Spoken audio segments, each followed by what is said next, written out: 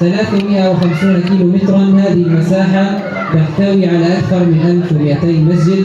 قام هذا الاحتلال المجرم بتدميرها بشكل شبه كامل. Baik bapak-bapak, ibu-ibu, ya rahmati Allah, paham semua ya? Alhamdulillah. Masya Allah. Soalnya tadi saya lihat pada ngantuk soalnya. Gini-gini, apaan sih Indonesia ini sebenarnya katanya. Baik. Jadi pertama-tama Bapak Ibu, saya sampaikan tadi pujaan kepada Allah Subhanahu wa taala tentunya. Kemudian dilanjutkan dengan salawat serta salam kepada baginda Nabi Muhammad sallallahu alaihi wasallam. Baik, kemudian beliau melanjutkan mendoakan kepada kita semua, semoga kita yang di dalam masjid ini senantiasa diberikan keberkahan oleh Allah Subhanahu wa taala.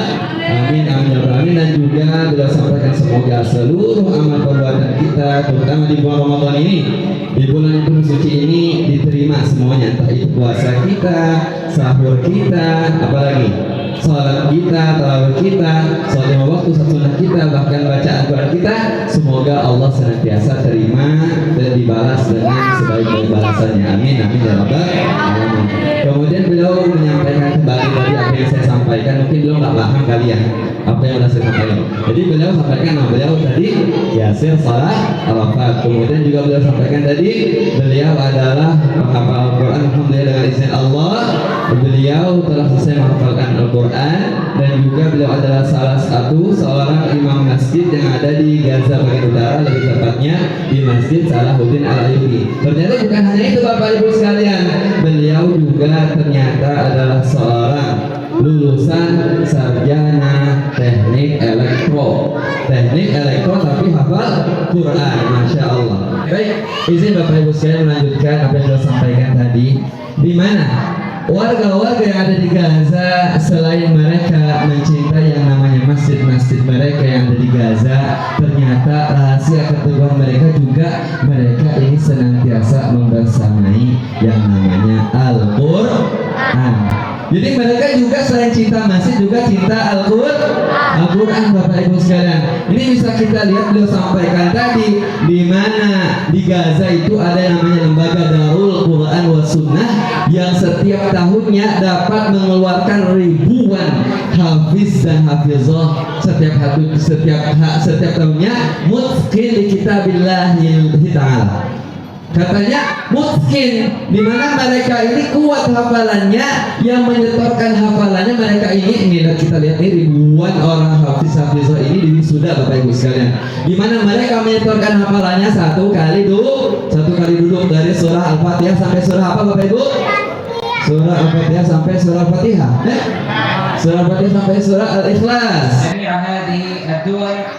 لأن غزة دفعت ثمنا عظيما باهظا في هذه الحرب، حيث استمرت هذه الحرب أكثر من 471 يوما، وراح ضحيتها أكثر من 50,000 شهيد.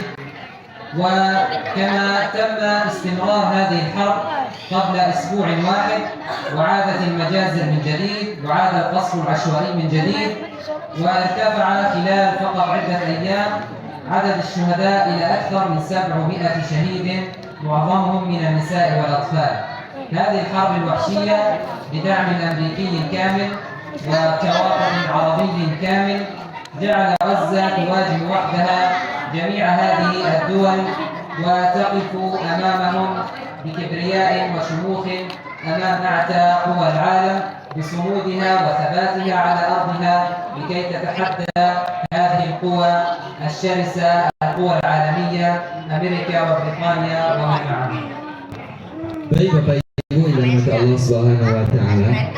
Kemudian beliau menyampaikan tadi bahwasanya sekarang Gaza, Palestina harus berjuang sendirian demi menegakkan kalimat La ilaha illallah Muhammad Rasulullah, di mana mereka menguatkan mempertahankan akidah kita semua Bapak Ibu sekalian. Di mana ada tanah suci di masjid di Palestina itu yang namanya Masjidil Aqsa, mereka menjaga kesucian Masjidil Aqsa sendirian Bapak Ibu sekalian. Padahal itu telah kita ketahui bahwasanya Masjidil Aqsa itu bukan punya mereka sendiri, tapi punya kita semua.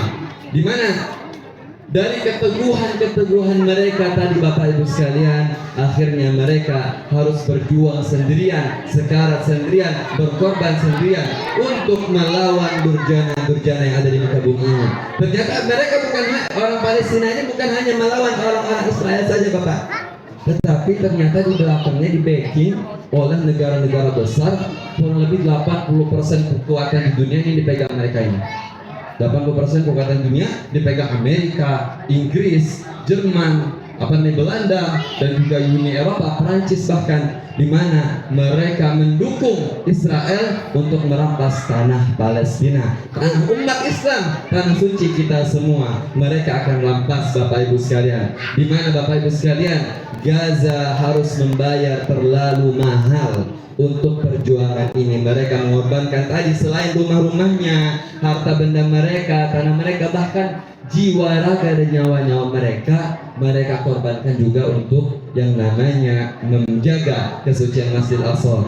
Beliau sampaikan tadi Bapak Ibu sekalian, sejak 461 hari kemarin, dimulai sejak 7 Oktober sampai gencatan senjata, di mana korban jiwa yang ada di Palestina, saudara-saudara kita ini lebih dari 45.000 orang syahid. Ini adalah 45.000 orang ini adalah yang menjadi korban jiwa Bapak Ibu sekalian. Ini baru yang terdata. Ini yang terdata nih, 45.000 orang lebih ini yang terdata. Belum lagi yang tidak terdata. Mungkin ketika mereka ada di dalam rumah, kemudian roket dijatuhkan di atas rumah mereka, kemudian mereka masih ada di dalamnya sampai sekarang Bapak Ibu sekalian. Karena susah Bapak Ibu sekalian untuk menggali yang namanya runtuhan bangunan ini, di mana memang hancurnya itu bukan kayak retak di rumah kita. Itu benar-benar bolong, rumahnya hancur lebur. Itu mereka, mayat-mayat mereka bisa terkubur di runtuhan rumah-rumah mereka. Di mana juga beliau menyampaikan lebih dari ratusan ribu saudara-saudara kita yang menjadi korban luka-luka. Di mana korban luka-lukanya ini bukan luka-luka biasa Bapak Ibu. Bukan kayak kita lecet jatuh dari got, mungkin kan lecet anak kita. Tetapi di Gaza tidak dengan di Gaza, di mana luka-lukanya mereka karena keruntuhan bangunan dari rumah-rumah mereka, bahkan sekolah mereka itu, mereka bahkan harus diamputasi Bapak Ibu sekalian. Mungkin tangan mereka putus, kemudian kaki mereka hilang. Banyak Bapak Ibu sekalian, tidak sedikit dari mereka yang harus bahasanya mengorbankan tangan-tangan mereka tadi. Dan juga beliau menyampaikan hampir 60% atau lebih dari 50% itu yang menjadi korban jiwa dan juga korban luka ini dari kalangan anak-anak dan juga wanita. Dari kalangan anak-anak dan juga wanita. Ini adalah bukti kekejaman yang namanya Israel ini Bapak Ibu sekalian. وأما عن المسجد الأقصى المبارك فهذا المسجد العظيم المبارك هو أولى القبلتين. أول من صلى تجاهه المسلمون هو المسجد الأقصى المبارك قبل أن يتحول إلى الكعبة المشرفة. وثاني المسجدين وثالث الحرمين الشريفين قال نبينا محمد صلى الله عليه وسلم: لا تشد الرحال إلا إلى 3 مساجد: المسجد الحرام والمسجد الأقصى ومسجد هذا أي المسجد النبوي في المدينة. أيها الإخوة الأحباب، هذا المسجد الأقصى المبارك تبلغ مساحته أكثر من 14.4 هكتار. هذه المساحة والتي تحتوي على المسجدين، مسجد قبة الصخرة والمسجد القبلي. أما مسجد قبة الصخرة فهذا المسجد العظيم والذي عرج بالنبي محمد صلى الله عليه وسلم منه إلى السماء السابعة وحتى وصل إلى سدرة المنتهى. وأما المسجد القبلي والذي صلى به نبينا محمد صلى الله عليه وسلم إماما بجميع الأنبياء والمرسلين في رحلة الإسراء والمعراج، حيث فرضت فريضة الصلاة في هذه الليلة المباركة. هذا المسجد العظيم والذي يسعى لاحتلال المجرم ليلا ونهارا من أجل هدمه وتهويده وبناء ما يعرف بهيكل سليمان المزعوم على أنقاضه وفوق ركامه. نسأل الله العظيم أن يحفظ المسجد الأقصى من مكر الماكرين اليهود، وأن يرده إلى أحضان الأمة الإسلامية عاجلا غير آجل، وأن يرزقنا به صلاة فاتحين مكبرين مهللين قبل الممات يا رب العالمين.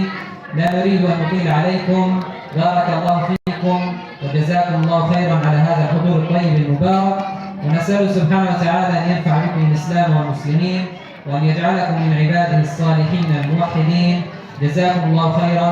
وسيعرض لكم الأخوة بعد قليل بعض الفيديوهات التي توضح ما يتعرض له المسجد الأقصى المبارك وما يتعرض له قطاع غزة من حرب إبادة جماعية. والسلام عليكم ورحمة الله تعالى وبركاته.